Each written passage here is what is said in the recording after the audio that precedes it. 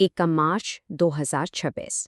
یہ وہ تاریخ ہے جب دنیا کی آنکھ ایک ایسی خبر پر کھلی، ایک ایسی دھماکہ خیز خبر جس نے صرف چند گھنٹوں کے اندر مشرق وسطیٰ کا نقشہ ہی بدل کر رکھ دیا، ہمیشہ کے لیے۔ اور جو کچھ ہوا تھا اس کی پہلی بھنک کسی سرکاری پریس ریلیز سے نہیں پڑی، نہیں، بلکہ اس جیسے بیانات سے سامنے آئی، ایسے چونکا دینے والے بیانات جس سے یہ تو صاف ہو گیا تھا کہ کچھ بہت بہت بڑا ہوا ہے۔ جی ہاں، خبر یہ تھی کہ ایران کے سپریم لیڈر علی خامنئی ایک مشترکہ امریکی اسرائیلی فوجی آپریشن میں مارے گئے۔ 1989 سے ایران پر حکومت کرنے والے علی خامنئی کی 37 سالہ حکمرانی کا خاتمہ ایک پرتشدد حملے میں ہوا۔ لیکن سمجھنے کی بات یہ ہے کہ یہ کوئی ایک اکیلا حملہ نہیں تھا، بالکل نہیں۔ یہ تو ایک بہت بڑی، ایک منظم مہم کا آغاز تھا جسے نام دیا گیا آپریشن ایپک فیوری۔ اور اس کا مقصد وائٹ ہاؤس کے مطابق ایرانی جارحیت کے 47 سال کا خاتمہ کرنا تھا۔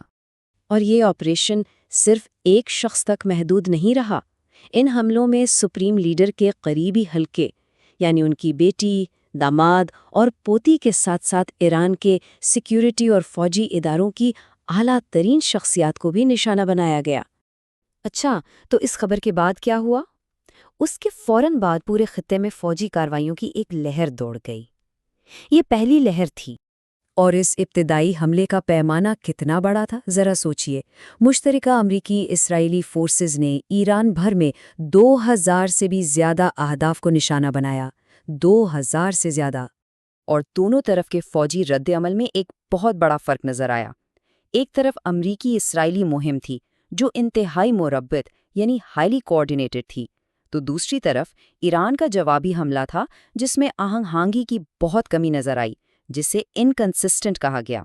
اور شاید اس کی وجہ یہ تھی کہ ملک کی اعلیٰ قیادت تو خود حملے کی زد میں آ چکی تھی۔ لیکن ہر جنگ کی طرح اس تنازع کی انسانی قیمت بھی بہت بھیانک تھی۔ بہت جلد دونوں طرف سے عام شہریوں کی ہلاکتوں کی خبریں آنے لگیں۔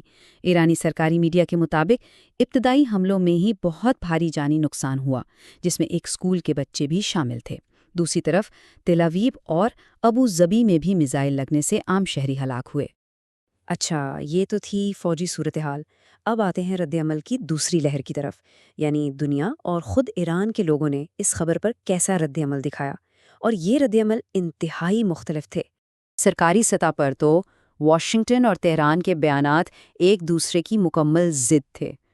ایک طرف وائٹ ہاؤس اسے روک تھام کی ایک ضروری کارروائی اور طاقت کے ذریعے امن کا نام دے رہا تھا، تو دوسری طرف تہران اسے ایک بہت بڑا جرم، جنگی جرم اور انسانیت کے خلاف جرم قرار دے رہا تھا۔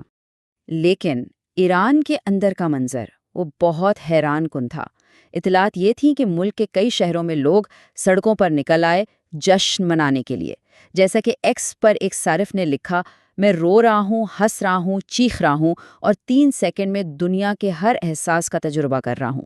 لیکن یہ صرف جشن نہیں تھا، اس خوشی کے ساتھ ساتھ ایک گہرے دکھ کا احساس بھی تھا۔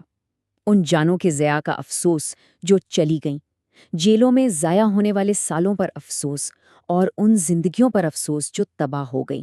یہ وہ دہائیاں تھیں جو کبھی واپس نہیں آ سکتیں۔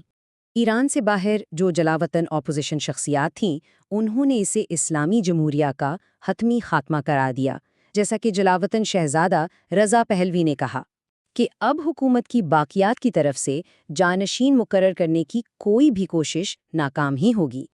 عالمی سطح پر بھی دنیا بٹی ہوئی نظر آئی۔ ایک طرف امریکہ کے اتحادی تھے جیسے کینیڈا، آسٹریلیا اور اسرائیل، جنہوں نے اس کارروائی کی حمایت کی، تو دوسری طرف اقوام متحدہ جیسے ادارے تھے جو صورتحال پر قابو پانے اور مذاکرات کی طرف واپسی پر زور دے رہے تھے۔ تو ان سب کے بعد ایران اب کہاں کھڑا ہے؟ یہ ہمیں تیسری اور آخری لہر کی طرف لے جاتا ہے، جو ہے گہری، غیر یقینی اور ایک بہت بڑے پاور ویکیوم یعنی طاقت کے خلا کی۔ اور اس وقت سب سے بڑا، سب سے اہم سوال صرف ایک ہے، اب ایران پر حکومت کون کرے گا؟ یہ وہ سوال ہے جو نہ صرف خطے بلکہ پوری دنیا پر منڈلا رہا ہے۔ دیکھیے، آئینی طور پر تو جانشین منتخب کرنے کا ایک پورا عمل موجود ہے۔ ایک عبوری کونسل بنتی ہے، پھر 88 ممبران کی مجلس خبرگان بیٹھتی ہے اور وہ ایک نیا سپریم لیڈر منتخب کرتی ہے۔ لیکن ذرائع کے مطابق جنگی حالات میں اس پورے عمل کو مکمل کرنا انتہائی مشکل، تقریباً ناممکن ہے۔ تو پھر کیا ہوگا؟ تجزیہ کاروں کا خیال ہے کہ اس افراتفری میں علماء رہنماؤں کے مقابلے میں اسلامی انقلابی گارڈ کور یعنی IRC اقتدار سنبھالنے کے لیے زیادہ بہتر پوزیشن میں ہے۔